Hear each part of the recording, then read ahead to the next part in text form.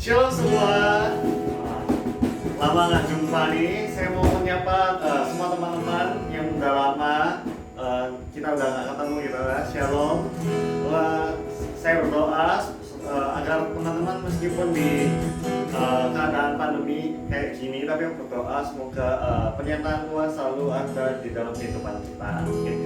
Dan sebentar lagi kita akan mulai ibadah kita. Sebelum itu yuk sama-sama kita satu dalam doa. Bersyukur Tuhan, terima kasih buat segala berkat yang telah Kau berikan Tuhan.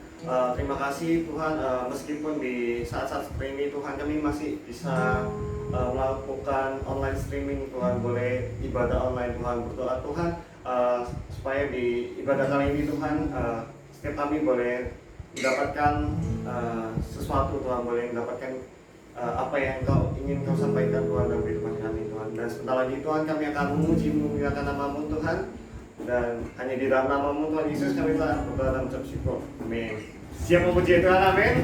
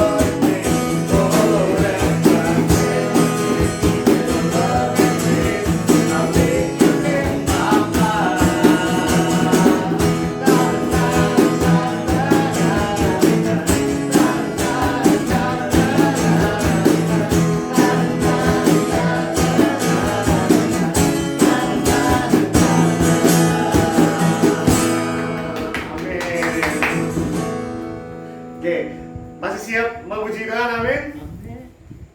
Oke.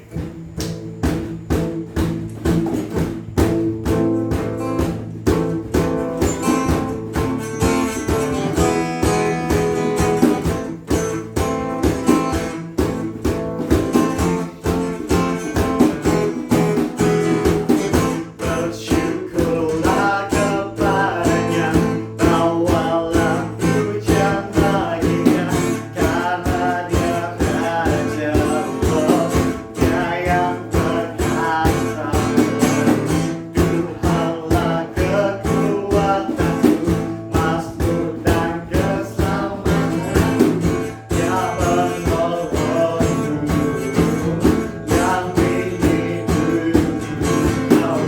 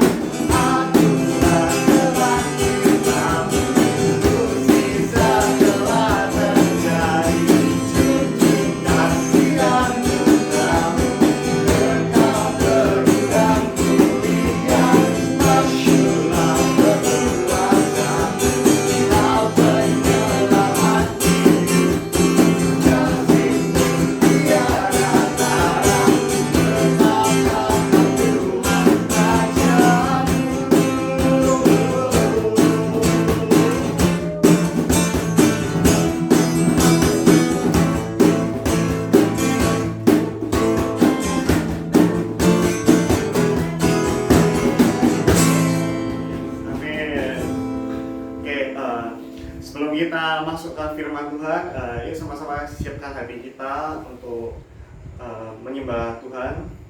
Jesus. Shikaradabayaradabayarabasi. Shikaradabayarabasi.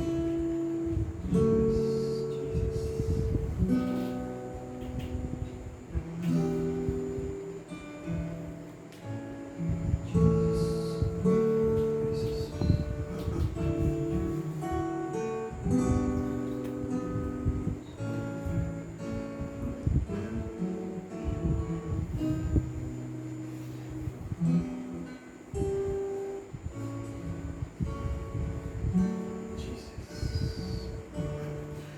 Jesus, I'll live to sing.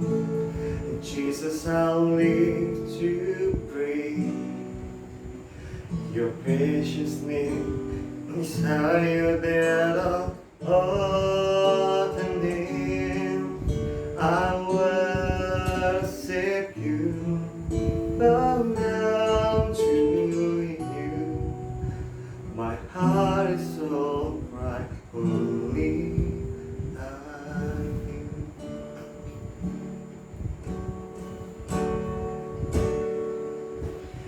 Where can I go? I can never run from you. Your presence is gold.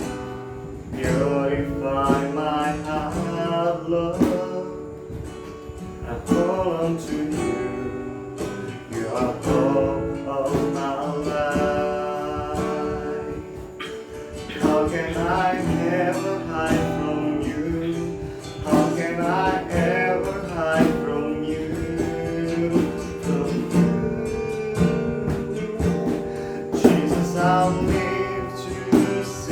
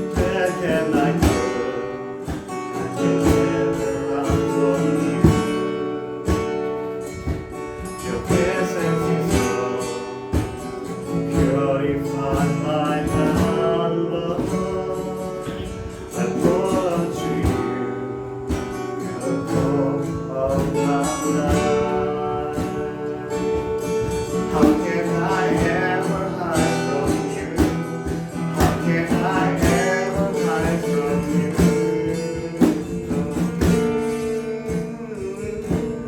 Jesus, I'll live to sing. Jesus, I'll live to praise. Your precious name is higher than all the names. I worship you, bow down to you. My heart and soul cry, holy are you, Jesus. Jesus, I'll live to sing. Jesus, I'll live to praise. Your precious name is higher than all the names. I worship you, bow down to you. My heart and soul cry, holy are you, Jesus. Jesus, I'll live to sing. Jesus, I'll live to praise. Precious name is higher than all the names. I worship you, bow down to you. My heart and soul cry, holy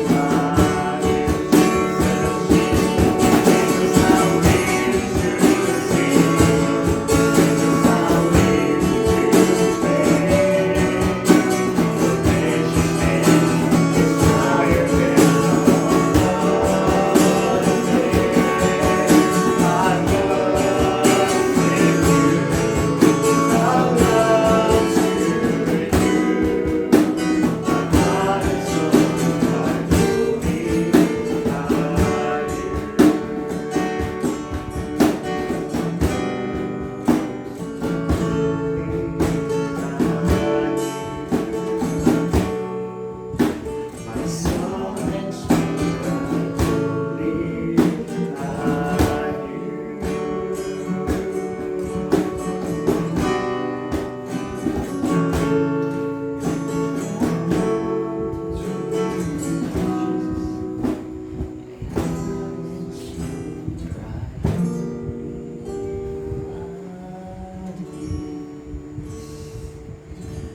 Terima kasih Tuhan buat kesempatan Tuhan pada sore hari ini Tuhan. Kami boleh tetap beribadah Tuhan.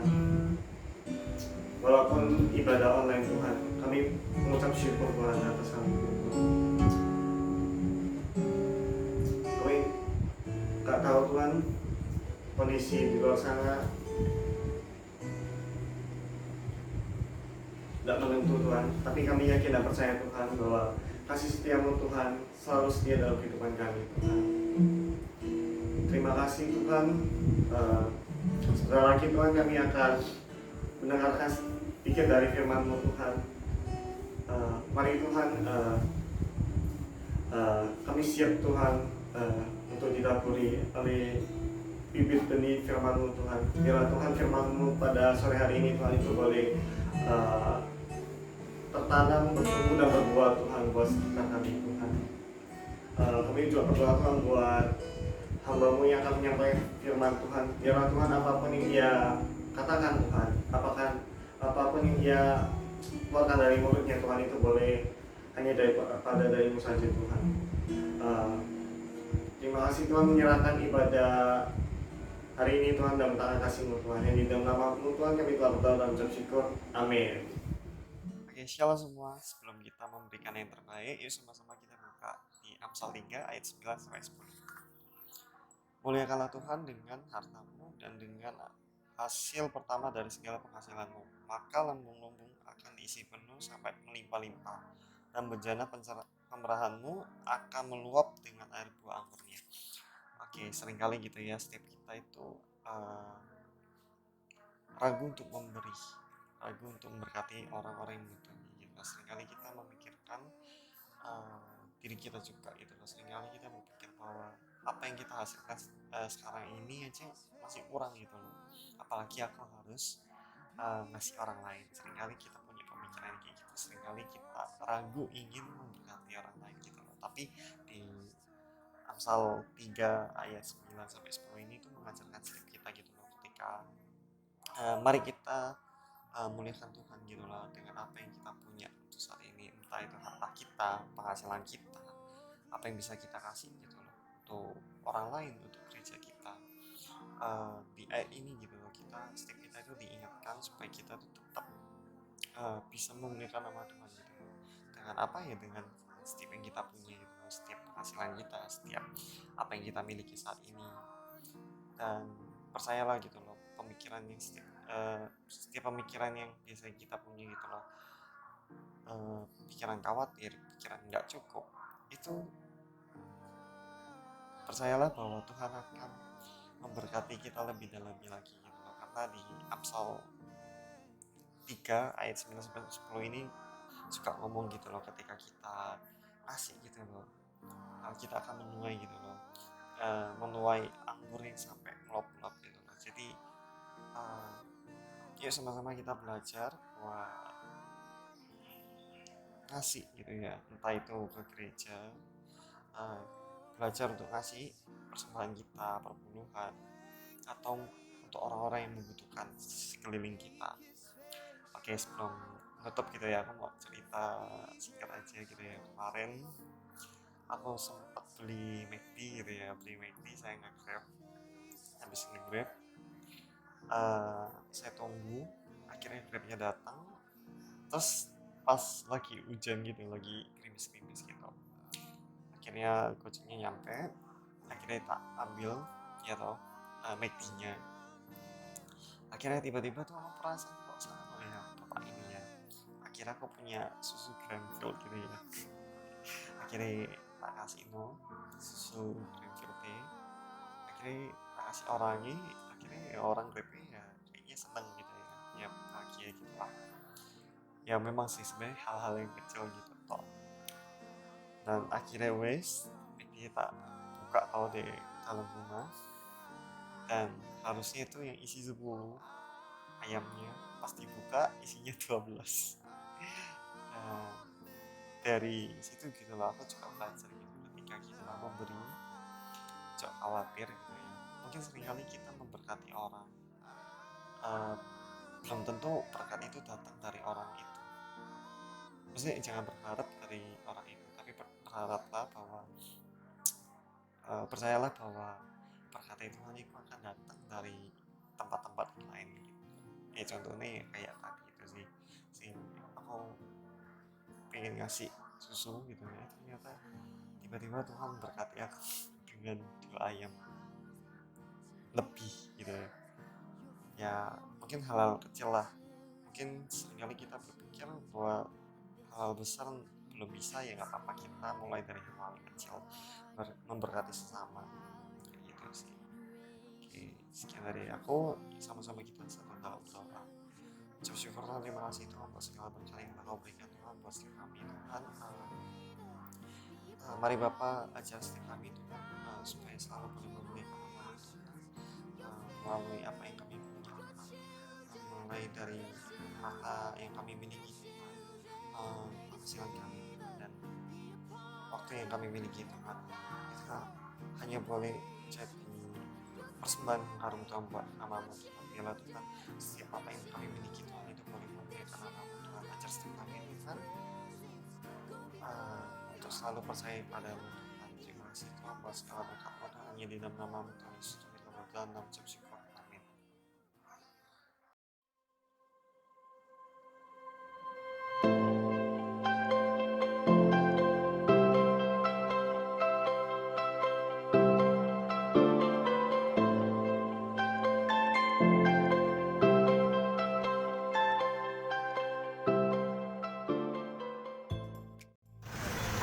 Ada kalian. So, kembali lagi bersama saya Edwin Christian di Chat Community Harvest Announcement Time. Dan hari ini saya lagi ada di Cimory Prigen untuk menginformasikan info-info terupdate untuk teman-teman sekalian.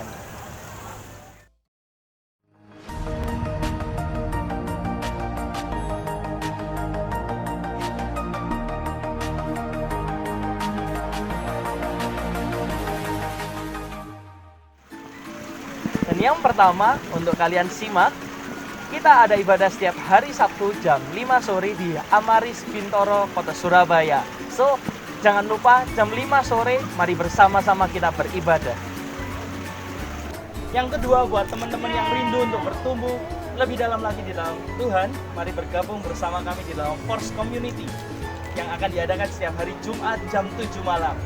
So, catat Jumat jam 7 malam, kita ada 2 Force Community. Yang pertama ada di daerah timur Surabaya dan yang kedua ada di daerah barat Surabaya. Untuk info lebih lanjut dapat menghubungi saudara Priska Tomodi Renata. Yang ketiga, buat teman-teman yang rindu untuk memberikan persembahan dan perpuluhan, bisa diserahkan ke Modi Renata. So, itu semua pengumuman terupdate untuk minggu ini. Sampai jumpa di lain kesempatan and God bless you.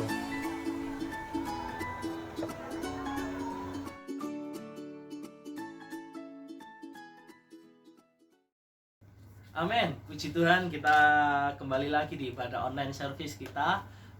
Hari ini kita mau belajar satu bagian firman Tuhan tentang Yosua dan Kaleb, 2 orang yang sangat terkenal gitu ya, seringkali kita dengar di Alkitab. Tapi sebelum itu, mari sama-sama kita satu di dalam doa terlebih dahulu. Bapa, kami mengucap syukur untuk berkat-Mu hari ini, untuk setiap kesempatan yang Tuhan boleh berikan di dalam kehidupan kami. Bapa, kami rindu untuk kami boleh belajar firman-Mu. Kami rindu belajar dari seorang Yosua dan Kaleb, Tuhan, apa yang menjadikan mereka spesial di mata-Mu, Tuhan. Bapak, mari tuntun kami, tuntun langkah kami, ajar kami boleh mengerti, memahami apa yang Kau ingin kami mengerti, Tuhan. Biarkan hati kami boleh menjadi tanah yang gembur, dan ketika benih firman itu ditabur, boleh bertumbuh berkali-kali lipat di dalam kehidupan setiap kami. Kami mengucap syukur, menyerahkan seluruhnya dalam tangan-Mu. Hanya di dalam nama Tuhan Yesus kami berdoa, haleluya, amin, amin. Amin. Oke, jadi firman saya hari ini adalah tentang Yosua dan Kaleb. Oleh sebab itu saya beri judul Yosua dan Kaleb, biar gampang gitu ya untuk nginget. Yosua dan Kaleb. Apa yang menjadikan 2 tokoh ini spesial? Kita akan pelajari nanti lebih dalam lagi. Nah, tapi sebelum itu di tahun 2020 gitu ya, kita memasuki hampir di akhir-akhir tahun 2020. Tentu buat kita di tahun ini bukan menjadi tahun yang mudah, dan banyak penyesuaian-penyesuaian yang terjadi. Mungkin yang dulunya kita kerja di kantor atau di tempat kerja, sekarang kita harus kerja dari rumah gitu ya. Atau mungkin teman-teman yang kuliah atau yang studi, yang masih SMA, SMP. Nah, dulunya datang ke sekolah untuk belajar, tapi sekarang harus belajar secara online. Banyak hal yang mungkin mengalami perubahan, banyak hal baru yang sebenarnya kita bisa pelajari gitu ya, tapi tentu harus ada penyesuaian. Dan biasanya kalau kita ingat di tahun 2019 kita agak mundur sedikit. Di akhir tahun biasanya kita seringkali tulis kayak ucapan syukur gitu ya. Ucapan syukur, oh ya Tuhan sudah melakukan banyak kebaikan di dalam kehidupan setiap kita. Kita checklist lagi goal-goal apa aja yang kira-kira udah tercapai atau belum gitu ya. Dan kita naikkan ucapan syukur kita. Dan di awal tahun 2020, awal tahun biasa kita tulis apa aja yang mau kita capai, apa aja goal kita list apa aja yang menjadi harapan kita di tahun ini. Kita plan secara rapi gitu ya, kita udah jadwalkan, oh ya tanggal ini kita ada mau acara ini, tanggal ini kita mau pergi bareng teman-teman, tanggal ini kita mau pergi bareng keluarga kita. Tapi apa yang terjadi sekarang, semuanya mungkin berubah, semuanya mungkin ke cancel gitu ya, atau batal. Plan yang udah kita atur semuanya batal. Tapi tahukah kita bahwa penyertaan Tuhan tetap ada di dalam kehidupan setiap kita? Bagaimana hal ini boleh terjadi semuanya atas izin Tuhan, dan prosesnya Tuhan itu sungguh nyata di dalam kehidupan setiap kita gitu ya. Dan sungguh-sungguh gak mudah tahun ini, banyak masalah yang mungkin juga kita alami di tempat kerja kita gitu ya, karena suasana ini baru di tempat kita belajar, karena suasananya baru gitu ya. Banyak permasalahan atau banyak penyesuaian yang kita harus lakukan. Dan hari ini saya mau lihat, atau saya mau kita bareng-bareng belajar dari cerita Yosua dan Kaleb yang dulunya mereka dibawa Tuhan keluar dari tanah Mesir. Sama dengan kita, mereka perlu banyak penyesuaian, mereka bahkan mengalami begitu banyak masalah di tengah perjalanan. Bangsa Israel keluar dari tanah Mesir menuju tanah perjanjian. Di tengah-tengah ada setiap proses yang mereka harus alami. 40 tahun mereka harus alami prosesnya. Dan ketika mereka mau masuk ke tanah perjanjian, Tuhan menyuruh Musa untuk mengutus ke-12 orang pengintai untuk melakukan pengintaian di tanah Kanaan. Dan ada 2 tokoh orang yang begitu luar biasa, spesial gitu ya, yaitu Yosua dan Kaleb, seperti judul khotbah saya hari ini. Apa yang menjadikan mereka spesial? Mari kita buka di Bilangan 13 ayat yang pertama sampai ke 33.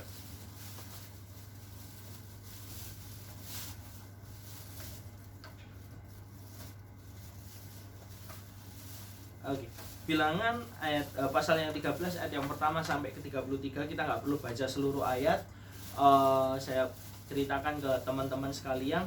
Tuhan di ayat yang pertama Tuhan berfirman kepada Musa. Tuhan katakan, suruhlah beberapa orang untuk mengintai tanah Kanaan, dan orang-orang yang dipilih haruslah masing-masing dari suku Israel. Dan kemudian di ayat yang ketiga, lalu Musa menyuruh mereka dari padang gurun Paran sesuai dengan titah Tuhan. Semua orang itu adalah kepala-kepala di antara orang Israel, dari masing-masing suku mereka. Dan kalau kalian baca di ayat yang keempat sampai ke-16 itu diceritakan siapa saja nama-nama orang atau nama-nama pemimpin-pemimpin yang Musa utus untuk pergi ke tanah perjanjian.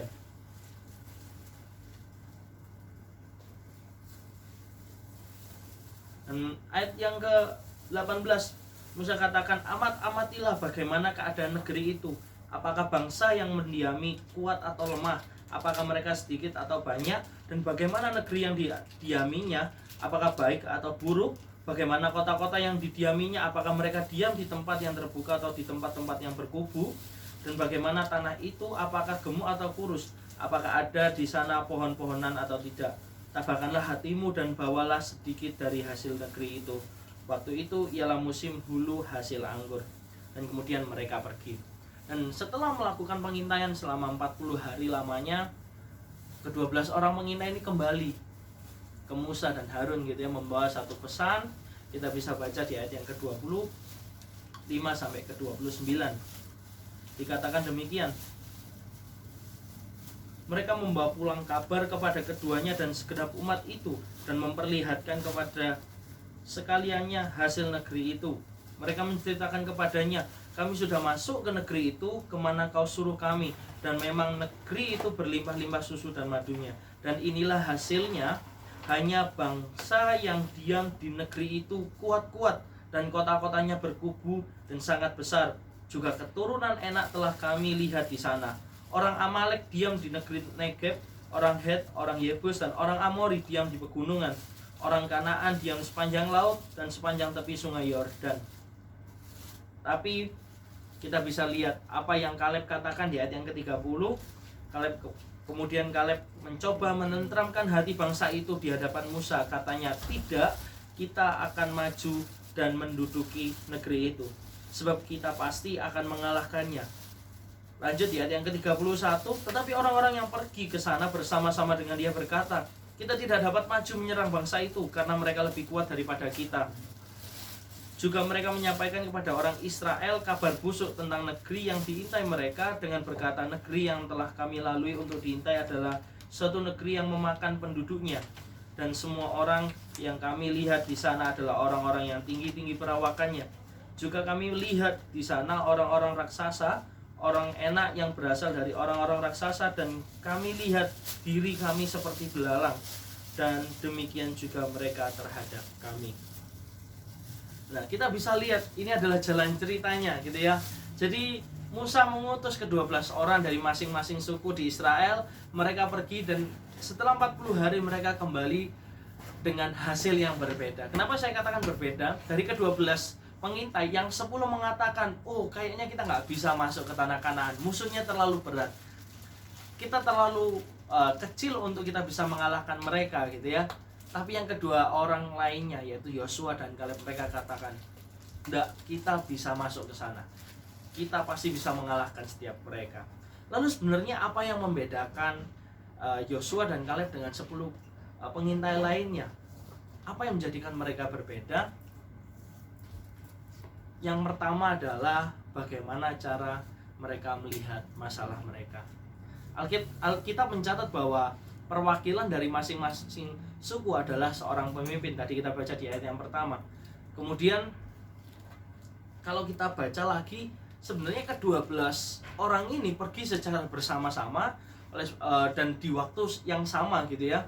Bahkan kondisi yang mereka lihat pun sama. Jadi kita perlu mengerti dulu bahwa sebenarnya ke-12 orang ini pergi bersama-sama gitu loh. Jadi apa yang mereka lihat pun sama. Dan ayat ke-28 sampai ke-31 itu menceritakan sesungguhnya kondisi yang mereka lihat. Bagaimana keadaan di negeri itu. Tapi apa yang menjadikan berbeda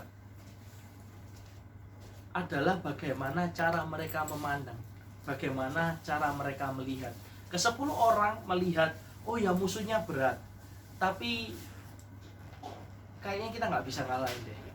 Tapi kedua orang lainnya, Yosua dan Kaleb, mereka melihat hal yang mungkin sulit, tapi cara mereka melihat itu berbeda dengan orang yang lainnya.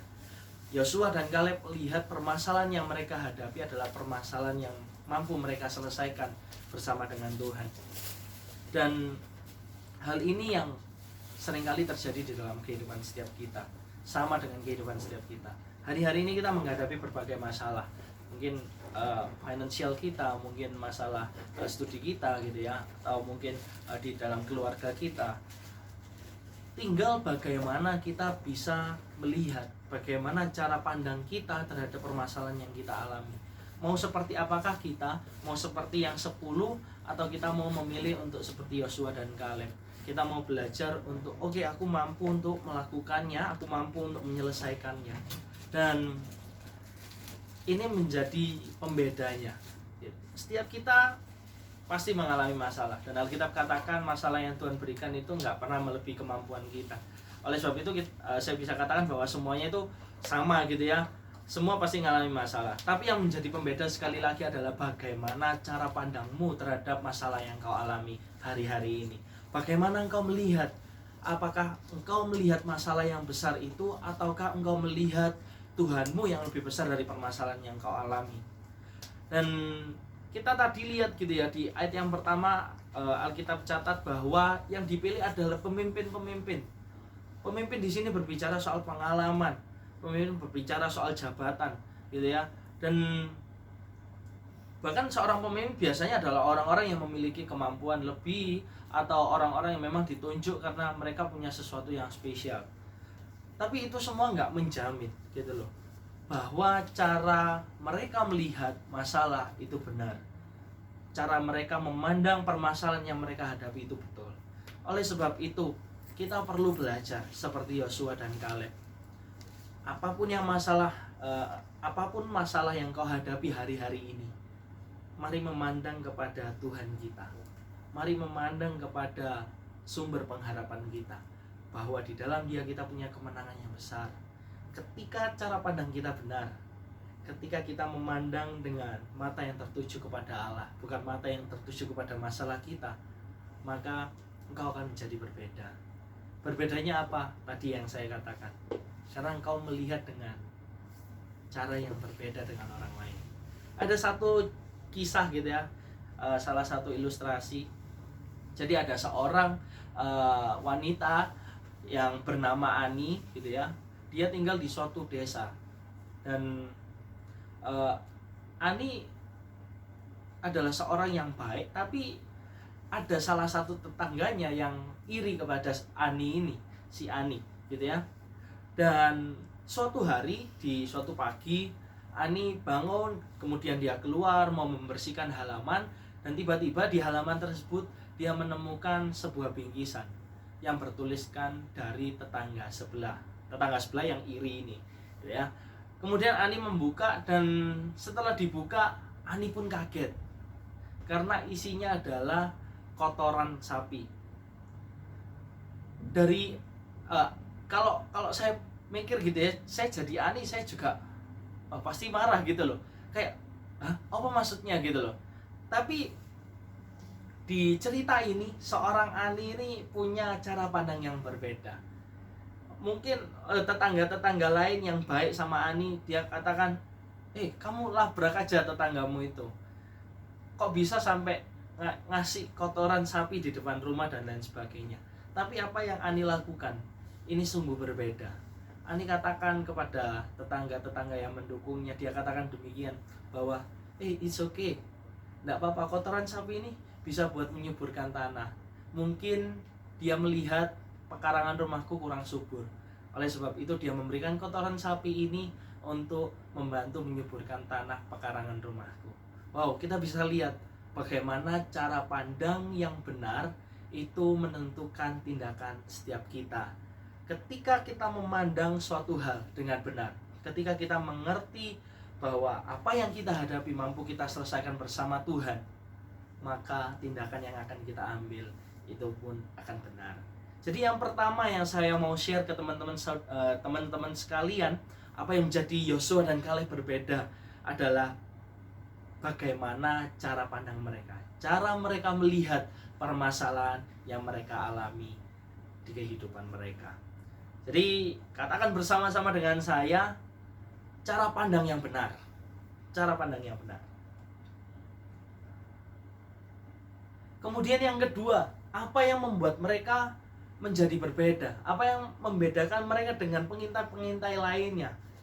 Padahal kalau kita tahu tadi kondisi yang mereka lihat sama gitu ya. Yang kedua adalah karena apa yang mereka percayai itu benar. Apa yang mereka percaya itu benar. Ayat yang ke-30 dikatakan gini. Kemudian Kaleb mencoba menenteramkan hati bangsa itu di hadapan Musa. Katanya, tidak, kita akan maju dan menduduki negeri itu, sebab kita pasti akan mengalahkannya. Kita bisa lihat bagaimana ada suatu keyakinan yang pasti dari perkataan seorang Kaleb, bahwa bangsa Israel akan mampu untuk mengalahkan musuh mereka, bahwa bangsa Israel akan punya garansi kemenangan untuk mereka bisa masuk ke dalam tanah Kanaan. Karena apa? Karena janji Tuhan yang sudah Tuhan berikan untuk bangsa Israel. Seorang Kaleb punya keyakinan. Karena apa? Karena dia mengerti siapa Tuhannya. Karena Yosua dan Kaleb mengerti Tuhan Yesus itu mampu untuk melakukan segala hal di dalam kehidupan mereka. Kalau kita mikir sebenarnya mereka semua pernah mengalami mujizat gitu loh. Ke-12 orang pengintai ini pernah mengalami mujizat sebelum-sebelumnya di dalam proses mereka akan memasuki tanah Kanaan. Tapi mungkin nggak semua dari mereka mengerti dengan baik. Yes, mungkin mereka ngalami gitu ya. Tapi mungkin 10 orang ini nggak mengerti dengan baik siapa Tuhan mereka. Karena kita bisa lihat bahwa Alkitab catat 10 orang pengintai ini nggak yakin sama Tuhan, hingga mereka membawa kabar busuk untuk menakut-nakuti bangsa Israel. Jadi kita bisa belajar bahwa mengalami aja nggak cukup. Kita perlu untuk mengerti dengan baik. Kita perlu seperti Yosua dan Kaleb untuk mengerti siapa Tuhan kita. Tuhan yang luar biasa, Tuhan yang mampu melakukan segala sesuatu, bahkan untuk menyelesaikan setiap masalah yang kita alami. Oleh sebab itu, sekali lagi saya harus katakan bahwa penting untuk kita benar-benar mengerti siapa Tuhan kita. Mengalami itu nggak cukup, tapi kita perlu mengerti dengan baik. Kita mengenal dengan baik siapa Tuhan kita di dalam, yang tinggal di dalam kita. Saya ingat lagu Nothing is Impossible gitu ya. Lagu ini katakan, I'm not gonna live by what I see, I'm not gonna live by what I feel. Aku nggak hidup dari apa yang aku lihat.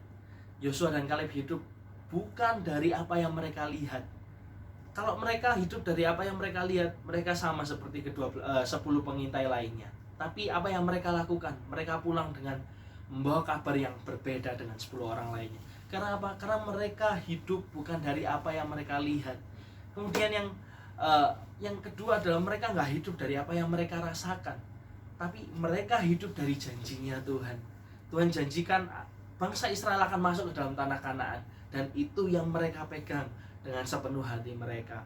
Dan lagu ini katakan nothing is impossible gitu ya, tidak ada yang mustahil. Bersama Tuhan pasti ada kemenangan, bersama Tuhan pasti ada jalan keluar atas kehidupan saudara dan saya. Oleh sebab itu, kalau saudara hari-hari ini mengalami permasalahan yang berat, jalan buntu di dalam kehidupanmu, engkau sedang bergumul di dalam suatu hal, percayalah bahwa ketika engkau punya pengertian yang benar, ketika engkau mempercaya penuh kepada Tuhan, percayalah bahwa segala sesuatu itu mustahil terjadi buat Tuhan kita. Kita nggak hidup dari apa yang kita lihat saja, kita nggak hidup dari apa yang kita rasakan. Sometimes kita perlu percaya penuh. Kita perlu memegang janji Tuhan yang Tuhan sudah berikan di dalam kehidupan kita. Dan Kaleb dan Yosua benar-benar mengerti dan mengenal siapa Tuhan mereka. Dan kalau kita ngomong soal kepercayaan ya, rasa percaya kita, seringkali ketidakpercayaan itu muncul ketika kita compare keadaan kita dengan kondisi di luar kita. Mungkin kita compare dengan orang lain, mungkin kita compare dengan teman kita, dengan keluarga kita, dengan saudara kita.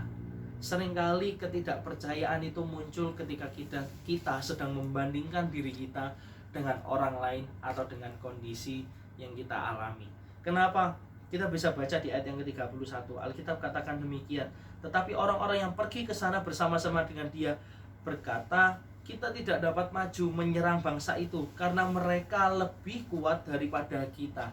Kita bisa lihat bagaimana ke-10 pengintai itu compare diri mereka dengan musuh mereka.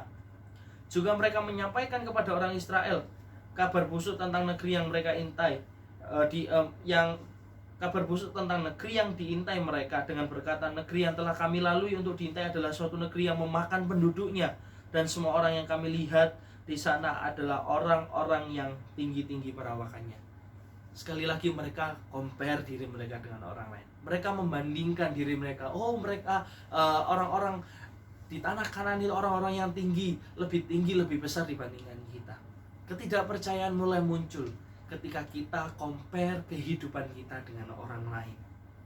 Oleh sebab itu, mari hari ini belajar untuk kita boleh percaya penuh. Belajar untuk kita boleh mengerti siapa sih Tuhan yang kita percayai. Dia mampu melakukan segala sesuatu. Ini adalah suatu proses. Tentu kita nggak langsung gitu ya jadi seseorang yang aku nggak takut sama sekali. No, gitu loh. Kita tentu masih manusia tinggal di dalam dunia dan kita masih bisa mengalami kekhawatiran. Tapi mari belajar hari ini untuk kita nggak terus hidup di dalam kekhawatiran. Kita nggak terus hidup di dalam setiap ketakutan kita, setiap ketakutan menghadapi permasalahan yang ada.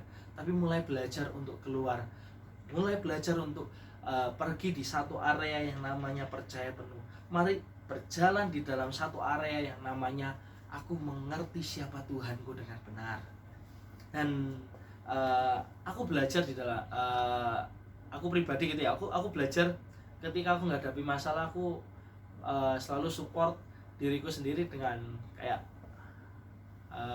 katakan bahwa semakin besar masalah yang aku hadapi, maka semakin besar kasih karunia Tuhan tersedia di dalam kehidupan setiap kita. Semakin besar masalah yang kita hadapi, semakin besar juga mujizat yang akan Tuhan kerjakan di dalam setiap kehidupan kita. Aku selalu punya mencoba support diriku gitu ya ketika menghadapi masalah. Oh no, Tuhan pasti menyediakan kasih karunia yang begitu luar biasa di dalam kehidupan setiap kita. Dan sekali lagi yang membedakan Yosua dan Kaleb dengan ke-10 orang pengintai itu adalah apa yang mereka percayai. Mereka mengerti, mereka mengenal siapa Tuhan mereka dengan baik. Dan kalau kita ngomong gitu ya, terus bagaimana kita mengerti, bagaimana kita bisa mengenal siapa Tuhan kita? Kita bisa baca Alkitab kita boleh belajar dari Alkitab gitu ya. Dan itu yang akan membawa pengertian kita, membawa kehidupan kita semakin melekat dengan Tuhan, semakin dekat dengan Tuhan. Dan poin yang kedua ini begitu penting gitu loh, karena ini adalah center pointnya. Ketika kita punya pengertian yang benar, ketika kita mengerti siapa Tuhan yang kita percayai, maka kehidupanmu akan berbeda. Engkau akan punya kehidupan yang freedom gitu ya. Freedom dalam artian terbebas, bukan terbebas dari masalah, tapi engkau punya suatu damai sejahtera, suatu sukacita di dalam kehidupanmu meskipun engkau menghadapi masalah yang terjadi, yang ada di dalam kehidupan setiap kita. Jadi yang kedua adalah apa yang mereka percayai, itu yang menjadi pembeda. Dan dari dua hal ini gitu ya, itu membawa suatu kemenangan yang besar yang Tuhan sudah sediakan buat bangsa Israel. Dengan punya cara pandang yang benar dan kepada siapa mereka percaya, kepada siapa kita percaya, kepada waktu kita percaya penuh kepada Tuhan, waktu kita mengenal siapa Tuhan kita, ini yang akan membawa kita kepada suatu kemenangan yang besar. Oleh sebab itu, mari benar-benar hidupi firman ini. Mari kita belajar dari Yosua dan Kaleb. Yang pertama tadi kita perlu ngerti, kita perlu punya cara pandang yang benar. Bagaimana cara melihat? Kita melihat itu akan menentukan bagaimana kita bertindak. Dan yang kedua adalah bagaimana atau apa yang kita percayai itu akan menentukan bagaimana tindakan kita. Ketika kita punya cara pandang yang benar dan kita punya pengertian yang benar kepada siapa kita berharap, kita nggak akan lagi hidup di dalam kekhawatiran. Mungkin masalahnya tetap ada, tapi ketika kita pegang dua hal ini, ketika kita belajar dari dua tokoh ini dan benar-benar menghidupi, akan ada suatu sukacita, akan ada satu damai sejahtera yang Tuhan sediakan di dalam kehidupan kita, dan kita menjadi orang yang penuh dengan kemenangan. Pasti ada jalan keluar, karena bersama Tuhan segala sesuatu tidak ada yang mustahil.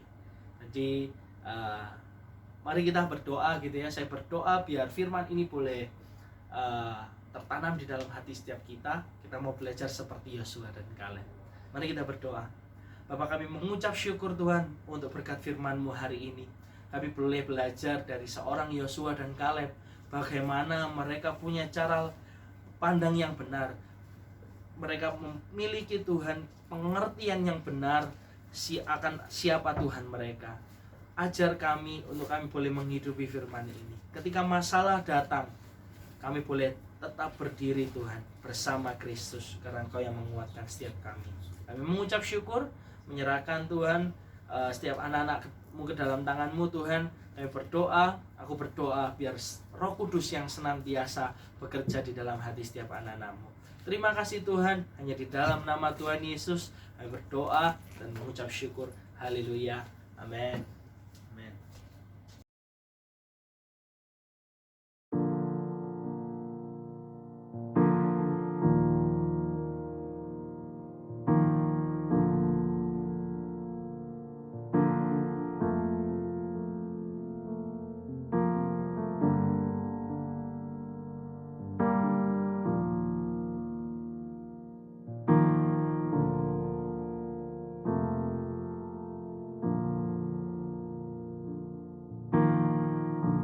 The Lord bless you and keep you.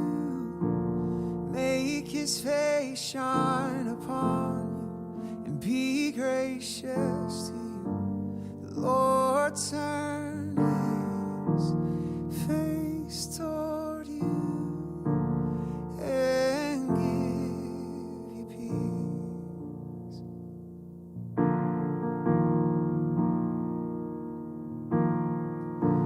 The Lord bless you and keep you.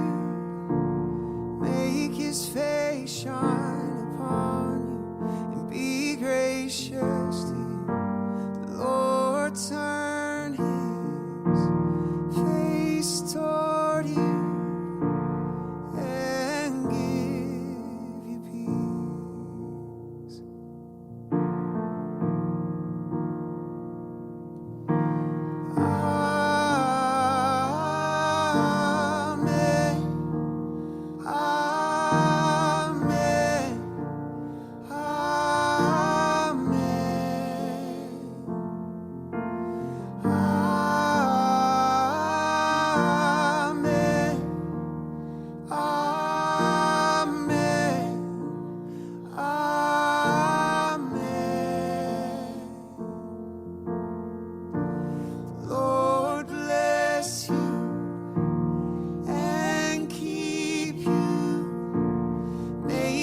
His face shine upon you and be gracious